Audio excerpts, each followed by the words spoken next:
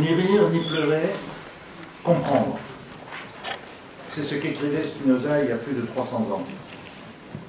Et en réalité, nous rions et nous pleurons. L'émotion est légitime, l'émotion humaine est légitime. Face au bien comme face au mal, et d'ailleurs Spinoza l'a écrit ailleurs. Mais nous sommes aussi des êtres de raison. Et si nous en restions à l'émotion, quelle que soit sa force, si nous restions prisonniers de nos émotions, nous tomberions dans tous les pièges. Le piège de la peur, le piège de la haine, le piège du désir de vengeance, le piège des représailles sans fin. Nous ferions donc exactement ce qu'espèrent tous les porteurs d'illumanité, tous les étouffeurs de liberté, et ils sont nombreux ces temps-ci. Et nous ne ferions pas notre travail d'animaux politiques, notre travail d'êtres humains, rationnels, sociaux, notre travail de militants de la citoyenneté et de la démocratie. Donc comprendre. Comprendre les racines du mal. Et en l'occurrence, comprendre ce mal qu'est le racisme dans toutes ses déclinaisons, dans ses dimensions, dans ses cibles et dans ses vecteurs de contagion. Pas seulement pour ne pas abdiquer l'exercice de la raison, mais surtout parce qu'il faut penser le racisme pour penser l'antiracisme, et que trop nombreux sont ceux qui oublient ce parcours logique. L'antiracisme nous unit tous, au-delà de divergences qui sont d'ailleurs légitimes dans une démocratie, mais il faut commencer par connaître son adversaire pour le combattre. Et penser l'antiracisme, pas seulement pour discuter des valeurs, comme on dit aujourd'hui, des stratégies, mais pour agir ensemble, parce qu'il est plus que temps. Donc c'est bien, comme y invite le titre de cette université d'automne, pour construire une contre-offensive et pas rester entre nous, entre gens bien, dans un monde de plus en plus terrible. Car je crois que nous devons regarder en face ce qui arrive, ce qui nous arrive, ce que sont devenus depuis maintenant bien des années, peut-être des décennies, les sociétés européennes et en particulier la société française. Des décennies de contamination des discours xénophobes, des décennies d'assimilation et de bien des points du champ politique, d'assimilation entre immigration et insécurité. Rappelez-vous, il y a 20 ans, c'était l'apanage de l'extrême droite. Aujourd'hui, la question est de savoir de qui l'inverse est l'apanage. Assimilation entre immigration et insécurité, puis entre immigrés et musulmans, puis entre musulmans et islamistes, puis entre islamistes et djihadistes. Il y a 24 ans qu'un ancien président de la République, qui n'était pas au Front National, appelait à l'alerte contre l'invasion de la France. Je cite mot à mot. Il y a 24 ans, l'invasion de la France. Les mots sèment, nous récoltons. Il y a 1 an qu'un Premier ministre, qui n'est pas non plus au Front National, a présenté les modes de vie de certains citoyens comme en confrontation avec les nôtres, dans ce pays. La confrontation des modes de vie, pas des idées, des modes de vie. Alors ce que nous avons en face de nous aujourd'hui, et dont nous allons parler pendant ces 2 jours, c'est pas seulement le séisme politique. Je sais qu'il y a des tas d'argusties pour cacher l'évidence, mais le séisme politique, c'est que le Front National est le principal parti de France, le premier parti de France. On pourra toujours se tortiller en disant qu'il n'a pas encore la majorité des députés et des sénateurs, ce qui est vrai. Mais c'est le premier parti de France. Élection après élection, on fait semblant le lendemain de ne pas le voir. Et campagne électorale après campagne électorale, on fait semblant de dire que ça ne va pas être si terrible et qu'on aura de bonnes surprises. Mais ce n'est pas seulement de ça qu'il s'agit. Ce n'est pas seulement de ce séisme politique. Encore qu'il signifie finalement l'effondrement du face-à-face droite-gauche. Le tripartisme, comme on dit maintenant de manière étrange, c'est plus tout à fait celui de la libération. Ce n'est pas seulement de ça qu'il s'agit. Ce qu'il faut combattre, ce qu'il nous faut combattre d'extrême urgence, c'est bien cette contamination dont je parlais il y a quelques instants. C'est ce sur quoi Robert Badinter nous alertait il y a tellement longtemps déjà. Vous vous rappelez la lepénisation des esprits? On s'est dit, quelle belle formule. Et comme on est en France, on s'est dit, maintenant que la formule est prononcée, nous sommes sauvés. l'exorcisme, ça ne suffit pas toujours en politique. Donc ce que nous avons en face de nous, c'est la tentation à laquelle beaucoup cèdent de plus en plus et de plus en plus loin du Front National sur les bancs des assemblées. La tentation de l'ethnicisation du politique et même de l'ethnicisation de l'ensemble des rapports sociaux, car ça contamine aussi les plateaux de télévision, les prétendus essayistes, etc. C'est la vieille recette de la manipulation des peurs, c'est la vieille recette de la manipulation des colères qui n'ont plus de débouchés audibles politiquement dans un cadre démocratique et qui finissent par produire tout et n'importe quoi. C'est la manipulation de la panique identitaire. C'est la politique de la peur. Nous disions cela il y a des années, et c'est de plus en plus vrai. Et cette politique de la peur, aujourd'hui, plus encore qu'hier peut-être, elle conduit à banaliser l'intolérable. Je n'en prendrai qu'un seul exemple, que nous avons probablement encore tous dans les esprits. C'est vrai que c'était il y a très longtemps, c'était il y a 10 jours, autant dire un siècle. L'un des principaux responsables de l'opposition parlementaire appelle à enfermer dans des camps, plusieurs milliers de personnes qui ne sont pas des délinquants condamnés, qui ne sont même pas des personnes en détention provisoire, qui ne sont même pas des gens soupçonnés dans le cadre d'enquêtes avec des indices sérieux et concordants, mais qui sont simplement inscrits sur un fichier dont tout le monde sait qu'il contient tout et n'importe quoi. Et lorsqu'on dit cela, qu'il faut mettre des milliers de nos concitoyens dans des camps à titre préventif, pas au Chili, hein, en France, lorsqu'on dit ça, qui répond et sur quel terrain? J'écoute, sans procès d'intention, nos principaux gouvernants. Et ils vont sûrement dire, c'est ignoble, nous ne sommes pas chez Pinochet. Non, j'entends, restons dans l'état de droit, mais il faut être efficace. La seule réaction à ces propos de Laurent Wauquiez, si j'ai bonne mémoire, elle vient de Marine Le Pen. La seule réaction sur le terrain des valeurs, hein, pas sur le terrain de l'efficacité, elle vient de Marine Le Pen, qui bien sûr se félicite d'être enfin entendue et rejointe. Personne d'autre, silence dans les rangs. Ce cancer qui ronge depuis des années, et c'est évidemment pire maintenant, nos libertés, ce qui ronge l'efficacité de la démocratie, ce qui ronge, je vais faire une citation de prof de droit, vous m'excuserez, ça ne va pas durer longtemps, la République laïque, démocratique et sociale assure l'égalité devant la loi de tous les citoyens, sans distinction d'origine, de race ou de religion. Je sais bien que le président de la République a reconnu à Daesh le pouvoir de nous faire réviser la Constitution, mais j'espère que l'article 1er de la Constitution que je viens de citer sera à l'abri de toute révision.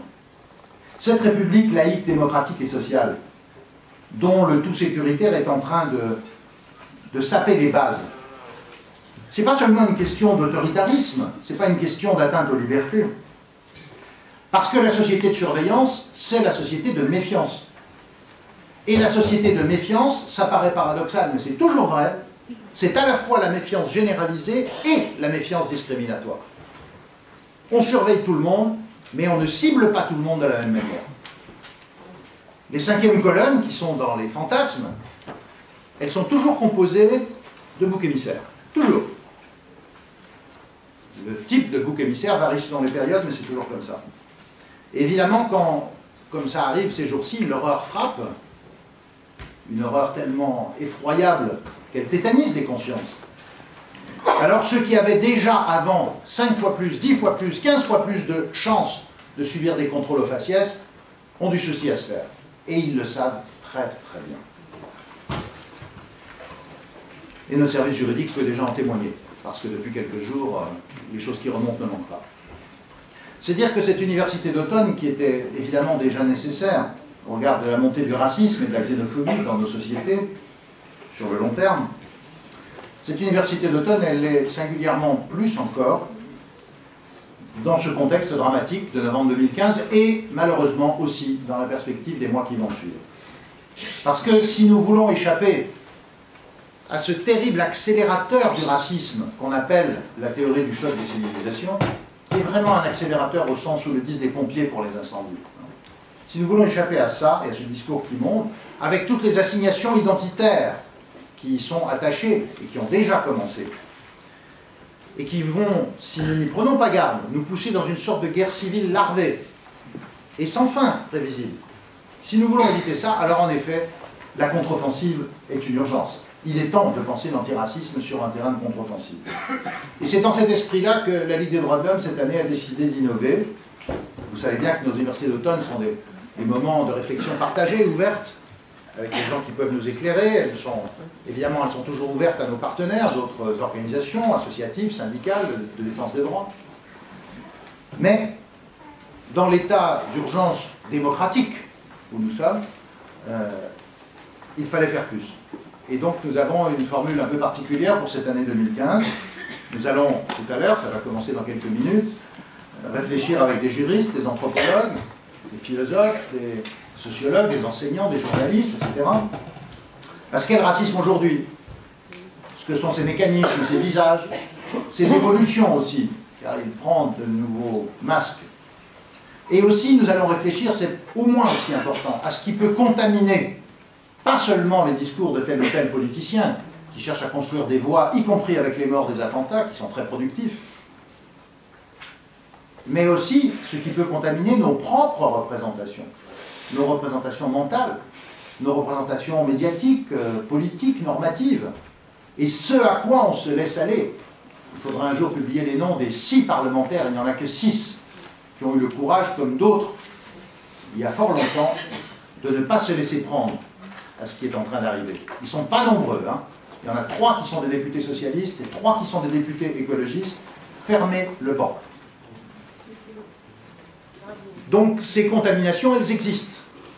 Et il va bien falloir que nous soyons attentifs à ce qui peut, entre colère, bêtise et calcul cynique, aveugler autant d'esprit. Nous allons faire ça, aujourd'hui. Nous allons essayer de réfléchir à cette espèce d'infection qui contamine beaucoup de consciences. Mais nous allons aussi, demain, dimanche, prendre la mesure de ce qu'est devenu l'antiracisme, des évolutions du mouvement antiraciste. Donc travailler sur les enjeux, les déterminants, les champs, sur les effets des discriminations territoriales. Il y a aussi des effets sur les conditions d'antiracisme. Sur les défigurations de la laïcité, qui font qu'on commence avec une riposte laïque et on finit par une riposte fasciste. C'est pas difficile, mais ça veut dire aussi qu'on nous a pris une des choses auxquelles on prétend nous prendre, une des choses auxquelles nous tenons le plus et qu'il ne faut pas laisser faire.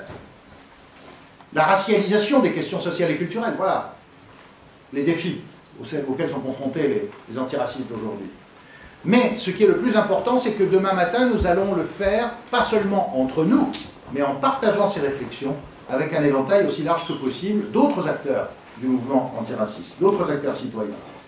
Et je crois pouvoir dire qu'à ce titre, la Ligue des droits de l'homme est fière d'accueillir demain matin, dans une table ronde, une seule, la même pour tous, d'une part les associations antiracistes, je dirais historiques, qui sont nos partenaires depuis très longtemps, la LICRA, le MRAP, SOS Racisme, mais aussi des acteurs qui soit sont apparus plus récemment, soit sont devenus plus visibles récemment, même s'ils existent depuis longtemps, comme le CCIF, comme le CRAN, comme l'UEJF, etc.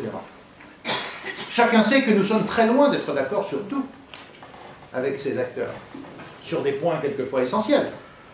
Mais d'abord, si nous parlons d'urgence démocratique, la première urgence, c'est de débattre, et de débattre librement, dans le respect mutuel de la libre détermination des orientations de chacun. C'est une urgence. Si nous ne faisons pas ça, nous sommes perdus. Parce que quand même, deuxièmement, bien sûr, nous n'allons pas renoncer les uns et les autres à notre liberté d'avoir nos points de vue respectifs. Mais qui pourrait nier ce qui est en train de se passer? Qui pourrait nier l'évidence? L'évidente nécessité de faire front. Oui, je dis faire front. Parce que le Front National, c'était un mouvement de résistance, avant que le mot soit volé par Jean-Marie Le Pen. Et qu'il y ait aussi un front populaire. Donc ça aussi, je ne le laisserai pas.